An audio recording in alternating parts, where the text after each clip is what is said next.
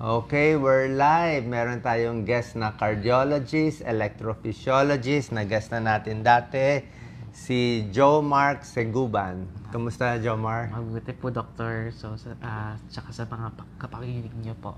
Oo, marami nanonood sa atin last time nung nag-guest Sa mga kita tumatangkilik sa oo, sa mga fast heartbeat. Si Dr. Seguban, ang expertise niya, cardiologist, tapos nag-electrophysiologist ka pa. Ano yung electrophysiologist? Doctor Mas malalim pa yung naral niya kaysa sa sa mga akin. cardiologist, meron siyang mga different subspecialization. Okay. So, mainly, ang electrophysiologist, kami po yung mga specialista sa kuryente sa puso. Kami po ay mga electrician ng puso.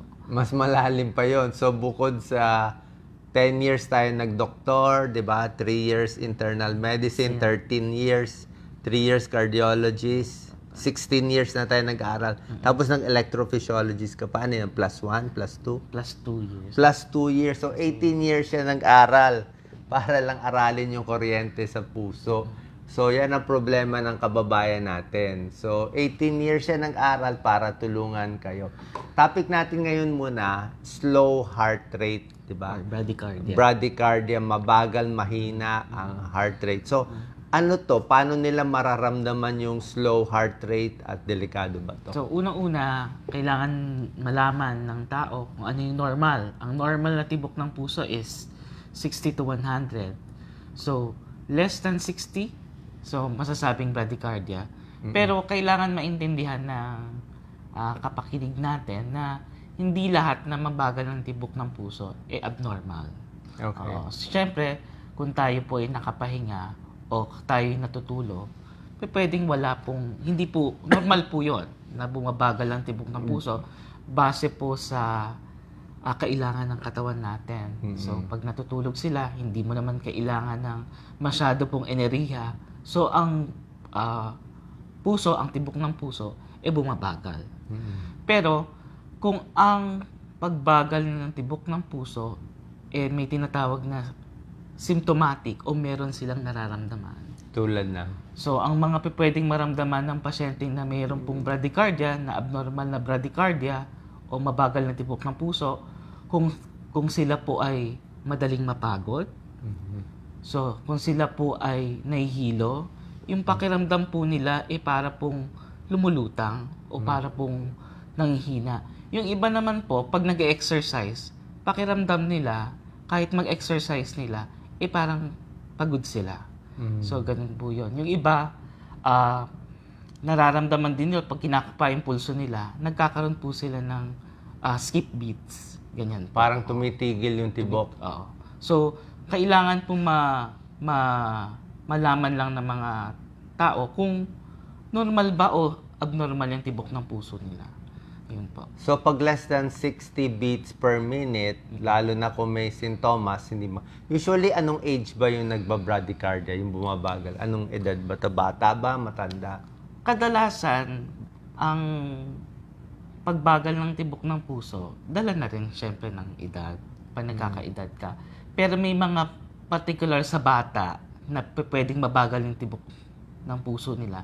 Particular doon yung mga athlete natin. Oo. So, normal yon pag athlete. So, athlete, oo. So, kung very active sila, pwedeng yung natural na baseline na heart rate nila mabagal. Pero, as we age, lalong-lalo na yung nagkakaedad na rin tayo, yung kuryente ng puso natin o yung generator ng puso natin, syempre nagkakaedad din. Kaya bumabagal na rin po yung heart rate. So, pakita natin tong model ng heart at saan ba dito nakatago dapat yung kuryente ng puso? So, binuksan ko lang. Oo. So, yung heart natin, meron siyang generator dito sa tuktok ng parte ng puso. So, Okay. kumbaga, diyan po nag-generate yung 60 to 100. Yung generator na yan, meron po rin wire ang puso. Ipinapasa niya po dito sa gitna ng puso, pababa. Ganun po. So, kailangan natin malaman kung ang problema ba yung generator ng puso o may problema rin po siya dun sa kawad ng kuryente ng heart. So, pag bumabagal, pag tumatanda, bumabagal, may ganoon din? pag tumatanda po tayo, natural na pwede na pong bumagal yung heart rate natin. Pero kailangan din natin tignan yung mga kondisyon na pwede pong makapagbagal ng heart rate. Kasi may mga kondisyon sa katawan natin na pwedeng bumagal yung heart rate, like meron pong problema sa thyroid. Yes, bosyon ano yung natin. mga sakit? So, yung mga hypothyroidism, Okay. so pwede pong bumagal yung heart rate nun. In particular, meron din pong kung ang pasyente po ay may problema sa kidneys, like may electrolyte abnormality sila, in particular, pag mataas po yung potassium, so pwede pong makaapekto yun dun sa kawad ng kuryente ng heart at bumagal din po yung heartbeat niya. Ganun. Tapos ano pa mga iba? Mga sick sinus syndrome, common ba to? Yung humihina sa matatanda? Sa matatanda, yun nga, yung pinaka problema talaga pag tumanda sila, yung kuryente nalulobat. Kasi ang puso natin, pinapaandar po siya ng baterya ng puso. So, pag tumatanda na rin po tayo, nalulobat na rin po yung pinanggagalingan ng kuryente. So, ganun po. So, isang paraan para ma-diagnose po yun, pwede pong, kung lalong-lalo na kung meron silang nararamdaman na simptomas, is magpagawa po ng ECG. So, baseline na ECG. Tapos, kung doon wala po nakita, may mga further test pa po na pwedeng gawin. Like yung tinatawag na 24-hour Holter o 24-hour na ECG na ikakabit sa katawan nila para ma-check kung during bradycardia ba, meron po silang maramdaman na symptoms. Like ng mga sinabi ko, lightheaded, nahihilo, na pwede silang bumagsak, at madali silang mapagod. So, pag may nakikinig sa atin, na pansin nila mabagal heart rate nila, tapos may sintomas silang ganito, lalo na yung nawawalan ng malay siguro, kailangan magpapacheck sa cardiologist. Ito yung mga test, ECG, Holter. Oo. Tapos, ano yung gamutan? Let's say, nakita natin na mahina nga yung battery ng puso. Meron ba tayong gamot muna ibibigay? Or yung iba nilalagyan na ng pacemaker? Ano bang ginagawa? Kaya very important na malaman natin kung ano yung cause. Kasi kung ang cause ng pagbagal ng tibok ng puso, dala ng certain condition na sinabi ko, may problema sa kidney, kailangan i-address yun. May problema sa thyroid, kailangan po i-address yun. Kung correctable po yung cause ng bradycardia, hindi po kailangan ng pacemaker. Pero kung napatunayan natin, may problema po talaga sa generator ng puso o isa dun sa mga kawad ng kuryente ng puso, pag mabagal, ang kailangan po battery o kailangan po iduktong yung wire dun sa loob po ng puso. At ang kailangan po nila is pacemaker po. Okay. Wala bang gamot na pampabilis? O meron ba sila makakain na pampabilis? Yung iba nagbibigay ng pampabilis, pero recommendation po namin, temporary lang yun para lang itawid minsan yung mga pasyente. Pero hindi po talaga siya, like sinabi ko, ang puso natin, pinapaandar po siya ng kawad ng kuryente. So kung naputol po yung kawad ng kuryente o yung wire sa loob ng puso, hindi po yun kaya ng gamot. So, kailangan natin maglagay po ng wire para idugtong yung naputol na wire. Pero normally, let's say nasa probinsya, bago dalhin sa syudad para ma-pacemaker, ano pwede ibigay? Yun po yung pwede po, meron po mga binibigay po ng mga medication just to... Like what? Mga salbutamol, ano ba binibigay? Ganun po, yung iba nagne-nebulize, nagtatarbutalin. Terbutalin, salbutamol. Ang recommendation ngayon, hindi na rin po siya mataas po yung recommendation. Pero, para lang po may maibigay at maitawid po ang pasyente, mas maganda pa rin po na meron tayong maibigay. Pero ang kailangan po talaga, kung tinatanong po natin kung ano po yung definitive na kailangan, pacemaker po. May pacemaker ka dyan? O, papakita natin sample. Dati sa mga charity namin, marami kami nabibigay na pacemaker. Ito yung sample na pacemaker.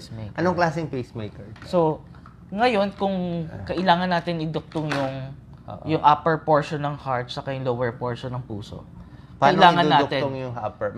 Papakita ba natin kunwari dito? So, pag naglagay kami ng pacemaker, pinapasok po namin yung wire po na to dun sa ugat po dun sa balikat. Okay. And then, ipinapasok po namin. Ilalagay po namin yung wire. So, sila gumagawa nito? Dito si po sa Dr. Seguban? Sa lower portion, Yung isa lalagay mo dito sa ventricle. sa ventricle.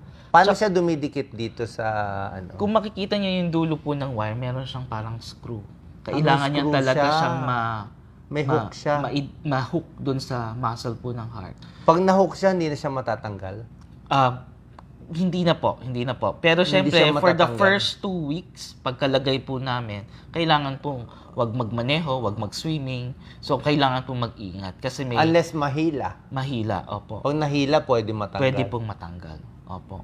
Pero pag tatanggalin na, hinihila din, di ba? Opo. Pwede rin. Opo. Oo. Tapos, Hindi kailangan... naman masusugat yun, no? may injury konti, pero hindi naman dapat magkaroon ng pain dun sa pasyente Oo, pag okay, nilagay. okay. So, nilalagay po siya sa lower portion ng heart tsaka sa upper portion ng heart. Para So, po, dalawang wire dapat. dalawang wire ang ilalagay. So, meron din po mga specialized na Tapos, nakalagay yung pacemaker dito sa may dibdib. balikat nung pasyente dito sa Yan. dibdib po. Oo. Hindi na mahihila yung wire na yan. Kadalasan po, binibigyan namin ng 3 buwan para tumibay po yung wire sa loob po ng puso. Okay. So, meron pong ibang klase po ng pacemaker.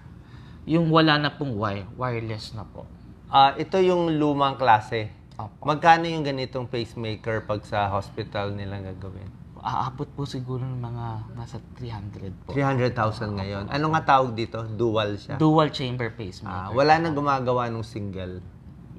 May mga particular po na condition. Pwede pa rin. Opo. Yung mababagal po na atrial fibrillation. Yun.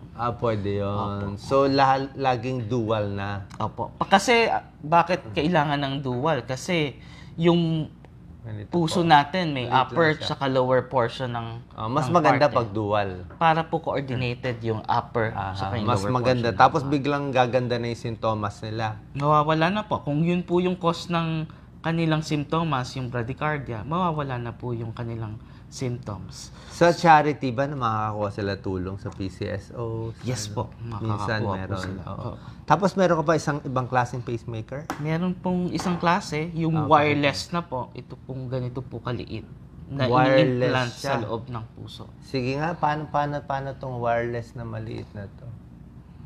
Paano siya ini-implant? Pakita natin, Dr. Jomar. Paano siya nilalagay? So, meron pong catheter from the singit. Tapos, inaakyat po yan papunta sa loob ng puso. Tapos, ito ay hinuhook po dito sa lower portion ng heart. So, bali. Sa saan lalagay? Sa right pa rin po. Right ventricle. Right ventricle pa rin po. Oo. Hinuhook po siya. Hinuhook, iiwan na siya doon. Iiwan na po. Oo. So pag iniwan, paano siya magiging pacemaker? So, ito po yung mag-generate po ng kuryente. Hindi na galing dito sa SA node. Hindi na po. Galing po sa lower portion pa rin. So ang unang magbi-beat yung ventricle. Ventricle pa rin. Paano yun? Okay lang yun. Ah, Hindi na di ba dapat mauna tong atrium bago? correct.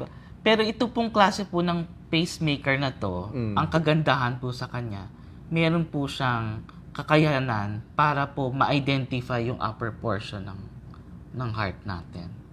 So, para po ma-maintain pa rin yung control ng upper tsaka lower portion ng heart. Pag gumagana pa yung upper. Correct. Opo. So, So, ano mas maganda? Yang ganyan, maliit o yung dating lumang style? May mga indikasyon pa rin po. Para, Sige nga, ano yung mga indication na para dito sa mas maliit na to? Kung Mas mahal ba to? O mas mahal po siya. magkano yung ganito? Aabot po ito ng mga 600 pataas po. 600,000.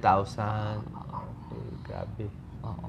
So, So, may pero mga- good for ilang years ba yung mga pacemaker ngayon? 8 to 10 years. Ito rin 8 to 10 years. Tapos nakikita to sa computer, sa May mapapagalaw or something? may programmer po kami para po i-control. Ipabilis o Opo, ipabagal. opo.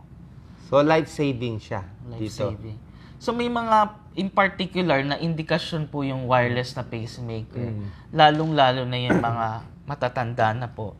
At meron pong hirap po kami ilagay yung wire dun sa mga upper portion ng heart. So, parang mas safe ito. May indikasyon po siya. Lalong-lalo na, kunyari, dito, pagka-check namin, lalong-lalo na yung mga pasyente na ka-dialysis at may access sila dito. Hindi po pwede So, hindi lagyan. pwedeng lagyan dun sa upper portion ng heart. Tsaka baka less infection pag Correct. ito lang. Yan. Kaysa sa wire, mamaya mag-infect pa yung wire, di ba? So, ito po, yun po yung isa sa mga indikasyon sa mga pasyenteng nagdadialysis na nagamit po yung upper portion ng mga ugat nila at mahihirapan po kami ilagay yung may wire, nilalagay po namin yung wireless na pacemaker. So, pag ganito, connected ka sa Manila Doctors Hospital, Asian Hospital, tsaka saan pa? Medical Center Manila, MCM. So, kaya gawin to lahat sa kaya mga po gawin hospital? lahat. Opo. Okay. Tapos, pag yung mga mahihirap, saan kaya sila pupunta? Pwede po silang lumapit pa rin. Natutulungan pa rin po nila. So, hahanap sa PCSO kung merong tutulong o Oo. sa iba pa? At meron pong mga guarantee letter naman po. Ang gobyerno naman po natin. Itong mga pacemaker, ano to, mga imported lahat to eh. So, yung price nila parang worldwide yun, di ba? Yes po. Walang discount ata sa ganito eh. Opo. Yan ang problema eh. Oo. So, ano mga final advice para sa mga ganito mabagal? Siyempre iba natatakot na lang o baka iinom na lang kung anong gamot pero hindi naman gagaling. At malaking hiwa ba yan? Isip nila major, bubuksan yung... Ilang hours ginagawa itong pacemaker? Pakita natin ulit. Jom. Yung Ito ba pacemaker yung case natin? ginagawa within 1 to 2 hours po. 1 to 2 hours So, ikaw gagawa. operahan po namin sila. Maliit lang po na Maliit lang incision dito. po. Kung gaano po kalaki to, yun po yung kailangan. So, hindi po kailangan buksan yung dibdib para po mailagay yung pacemaker. So, ilalagay po namin on the day, then kinabukasan po pwede na pong umuwi ang pasyente after po the implantation ng device. So, yun nga po ang sabi ko kanina, after po lagyan ng pacemaker, hindi po muna sila makakapagmaneho, makakapagbuhat ng May mabibigat. mga galaw na hindi po pwede. Lalong-lalo hindi na nila pwedeng itaas yung kamay. Doon sa may mga hindi muna pwede itaas. wire po na pacemaker. Baka mahila. Pero po dun sa wireless, pwede naman. Pero since ang access po namin ay galing po dun sa ilalim, ingat po sila sa paggalaw kasi pwede naman po mag-bleed yung sa singit. Ganun po. Meron bang mga bawal sa airport? Saan ba sila hindi pwede pumasok? Sa mga mall? So yung tutunog ba to? Yung mga pacemaker kasi naiiba po yung programming nila pag natapatan po sila ng malakas na magnet. So yung mga metal detector. Bawal ang magnet. Oo. So yung So mga hindi mo pwede lagyan ng magnet, biglang hihinto o magugulo. maiiba po yung program ng pacemaker. So bawal sila lumapit sa magnet. Opo. So yung may mga phone po kasi na matataas po yung magnet dun sa likod. Cellphone? So cellphone. So pag So cellphone, di pwede idikit. bawal po idikit. Opo. Kahit mga iPhone, Samsung. Lalo na po ang iPhone, doktor. Kasi So mataas pag may po yung pacemaker, hindi mo pwede idikit yung phone mo dito. bawal po. Oo. Paano kung tatawag sila? Pwede naman pong tumawag pero kung nasan po yung pacemaker, gagamitin po nila yung kaliwang... Ganun kadelikado. Opo. Para po hindi mabago yung programming ng pacemaker. Parang hindi pa ata alam ng tao yon na pag may pacemaker, bawal magdikit. Bawal po magdikit. At tapos yung sa mga mall po, pag pupunta sila sa mall, yung mga metal detector. Metal detector. So bawal po sila. Kaya kadalasan yung mga nalalagyan po ng pacemaker, binibigyan po namin sila ng ID para ipakita po sa mall na ang pasyente po may pacemaker, hindi siya kailangan mag-pass through dun sa mga metal detector. Oo. So sa airport, delikado din. Meron din ata. Di ba minsan? Mall, airport. Yung mga CT scan, MRI, bawal sila So, magpa-CT, MRI. Ang CT scan pwede kasi ang technology naman po niyan is radiation eh. Pero yung MRI, magnetic resonance imaging, so gumagamit po yun ng magnet. Most of the pacemaker naman po na ngayon is MRI compatible. Kaya lang, kailangan po namin ma-program ang pacemaker nila bago po sila mag-undergo ng MRI. Okay, so pag ang problema nyo, slow heart rate, ito, takot kayo dito, pero actually life-saving siya talaga eh. Talagang hahaba buhay mo for sure ka na 10 years, titibok na nga siya para sa iyo eh. Life-saving siya talaga eh. Actually, nabasa ko nga, ito nga pinaka-cost effective, di ba? Yes. Na pampahaba ng buhay. Na patunayan na yan, nag-aral na tayo ng economic na kasi yung iba recurrent pupunta sila sa sa ER. Oo, babagsak sa ER. And yung pagpunta nila sa ER, kadalasan pagpunta nila, yung cost nung pagpunta nila on and off sa ER, eventually mas malaki pa kaysa dun sa paglagay lang ng Inaaral test. po namin yan. Kino-compute magkano yung gastos para pahabain yung buhay ng 1 year. Let's say, ang pinakamahal nga, dialysis. Eh. 'Di ba ang dialysis in 1 year, ang gastos magkano? 300, 400,000. 1 year lang yun. 'Di ba? Ito, merong